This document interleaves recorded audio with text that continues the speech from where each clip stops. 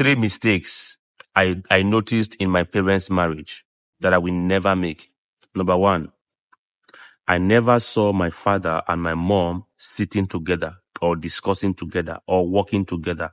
They were never doing things together. All through my life, I stayed with them for almost 15 years. I never saw my father and my mother sat together and they are discussing matters. It's either my father is very far away, my mother is far away. They can be discussing like that, but they were never close, no proximity. All right. And I discovered that at my early age.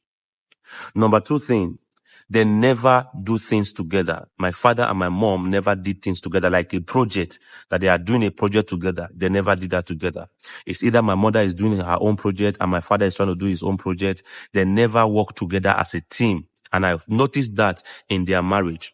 All right. Why? Because if you actually want to succeed in marriage, you must understand the place of teamwork.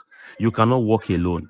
You can't succeed alone. You must understand the place of teamwork. I never saw that teamwork, between my father and my mom. My mother was a businesswoman. My father was not carried along in her business. My father was a farmer. My mother was not carried along in his farming. Why? Because they were doing their own separate thing. All right. No collaboration. All right. Number three things I saw about my parents is I never saw both of them praying or doing anything spiritual together. Never.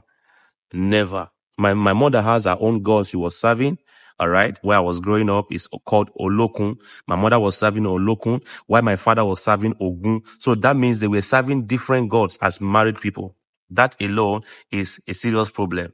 All right. That's why when I'm talking about, you don't marry somebody who is not a Christian as a Christian. You don't marry somebody who is not a Muslim as a Muslim. This will bring a lot of problem. All right. Just imagine us growing up. We don't even know which one to serve, whether to serve Ogun or to serve, Olokun. We don't even know. All right. So these things are little things. There are more. These are little things I observed in my parents' marriage that were not good. So I made up my mind. That's why you see me and my wife, we are very, very close. All right.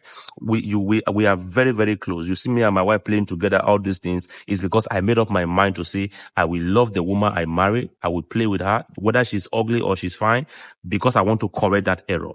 All right. Number 2, I plan with my wife. We do things together. We never do things separately. Number 3, we serve one God. We believe in Jesus. We serve Jesus. We obey Jesus. We obey our allegiance to Jesus. And that's all.